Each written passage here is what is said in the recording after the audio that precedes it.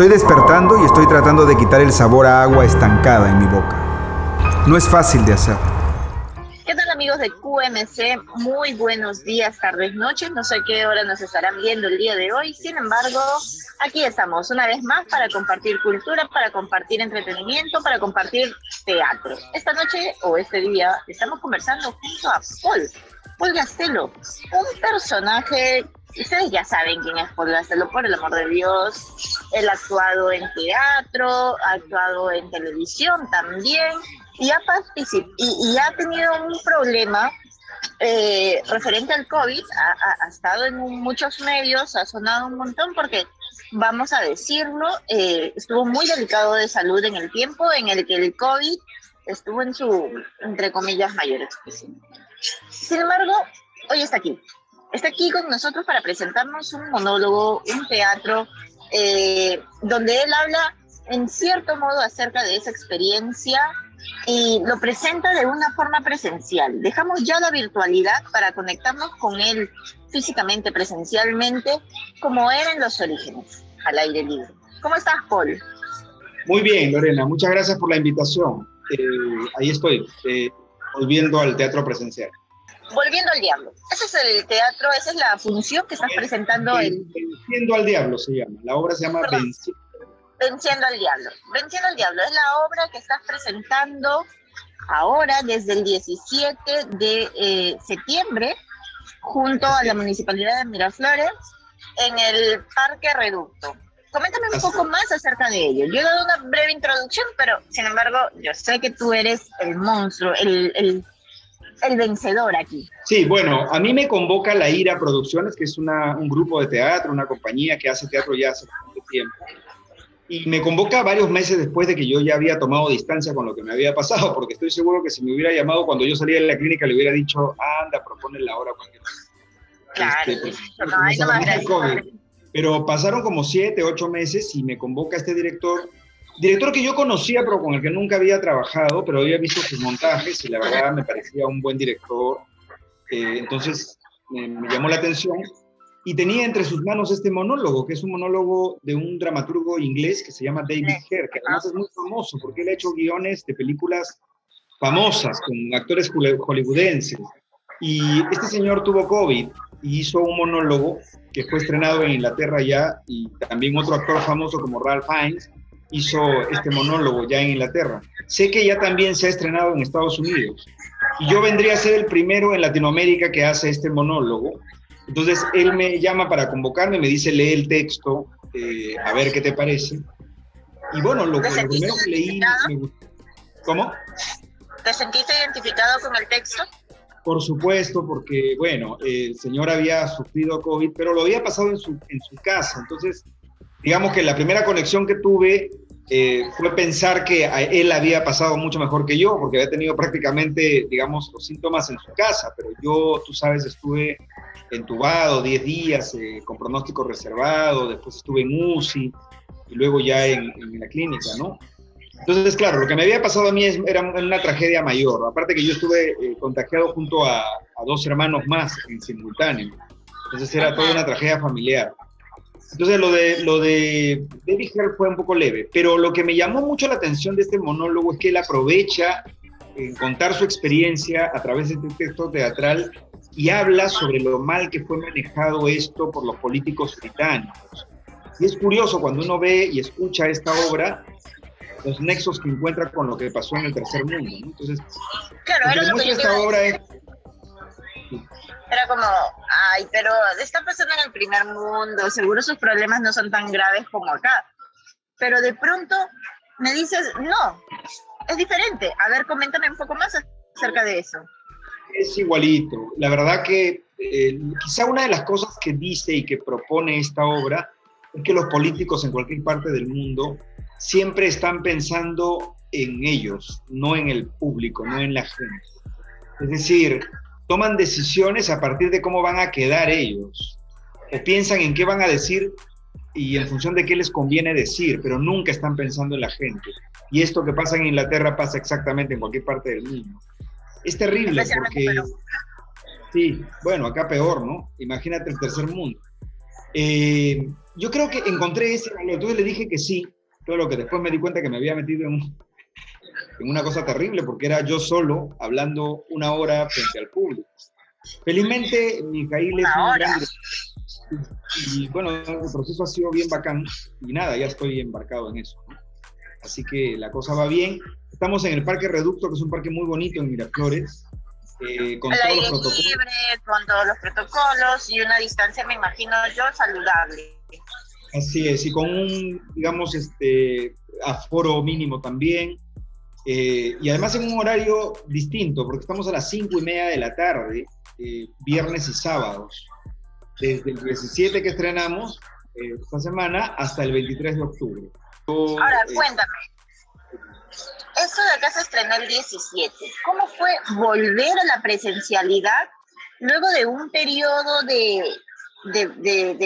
vacío, de tiempos oscuros, sobre todo para ti, que estuviste pues casi al filo de la muerte?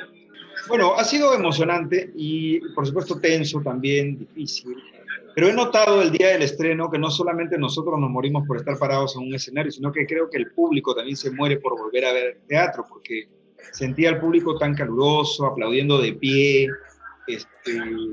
la verdad que como un gran abrazo, ¿no? Me cuentan los compañeros que están haciendo teatro en el Teatro Británico, en el Teatro Julieta, de Lucía, del Auditorio Miraflores, que ya han abierto sus puertas, que sienten lo mismo, sienten al público como en el último aplauso tratando de abrazarnos, ¿no? Como sabiendo y siendo conscientes que nos hemos necesitado todo este tiempo. Definitivamente, decía que coge el COVID como un punto referencial, pero al final va en torno a la política y cómo se desenvuelven los políticos en cuanto a la respuesta para una nación. Sí, básicamente nos habla de la falta de verdad que tienen los políticos, de cómo nos mienten todo el tiempo de manera absolutamente planificada, ¿no? Es el cálculo para decir qué me conviene decir, con qué frase quedo mejor, cuál es el discurso que va a hacer que la gente me aplauda. Y ese es el criterio que se usa en todas partes del mundo por los políticos. Asumo yo que tu personaje era un personaje político que estaba mirando la situación. El personaje es el mismo David Hare. Él ha escrito un monólogo en primera persona.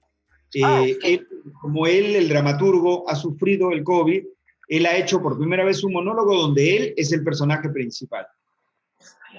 O sea, es autobiográfico. Por eso también yo siento que es una cosa muy especial este monólogo, porque estamos hablando de un monólogo que es como documental. O sea, nada de lo que él está contando aquí es ficción, nada de lo que está diciendo es un invento de su cabeza, es lo que él vivió, lo que reflexionó y lo que pensó, ¿no? Hay un momento muy dramático y muy conmovedor en la obra en la que él dice que no tiene culpa de sobreviviente, tiene rabia de sobreviviente. Yo con esa frase me siento muy identificado, porque es verdad que yo me he salvado por el privilegio probablemente de finalmente haber sido salvado y haber tenido amigos, digamos, que me han salvado. Pero mucha gente en esta, digamos, pandemia, lamentablemente no ha muerto de COVID, ha muerto porque no llegó el taxi, nunca llegó a tiempo y nunca lo recogió, porque nunca tuvo una cama UCI. Porque, o sea, la verdad es terrible, pero lamentablemente mucha gente ha muerto por no llegar a tener asistencia, simplemente. Yo, en ese sentido, me siento sumamente privilegiado. Sí. ¿Y cómo ha sido el proceso de memorizar una hora de texto? ¿Y qué hacías durante toda esa hora? Yo sé que esto es un poco data spoiler de repente, yo también un poco, quizá lo he aceptado porque para mí era como un reto, ¿no? Un reto, digamos, importante, tener que saber si toda mi capacidad está ahí, porque ha sido duro, ha sido difícil, la verdad que he estudiado como nunca en mi vida. Y nada, ya está. Ahora ya estoy embarcado, así que, bueno, espero que el público venga y me acompañe en mi reencuentro con el teatro, y espero seguir en cada función sintiendo el calor y el cariño que he sentido en las primeras 2 funciones. Es algo maravilloso. definitivamente. ¿Hasta cuándo está? Repítame por favor una vez más, ¿hasta cuándo Sí, están las vamos entradas? hasta el 23 de octubre, solo los sábados, los viernes y los sábados a las 5:30 de la tarde. Lo que sí les recomiendo, uno, porque estamos al aire libre, que vayan abrigados, porque ya saben que el clima de Lima es impredecible. A estas alturas deberíamos estar acercándonos a la primavera, pero hace mucho frío.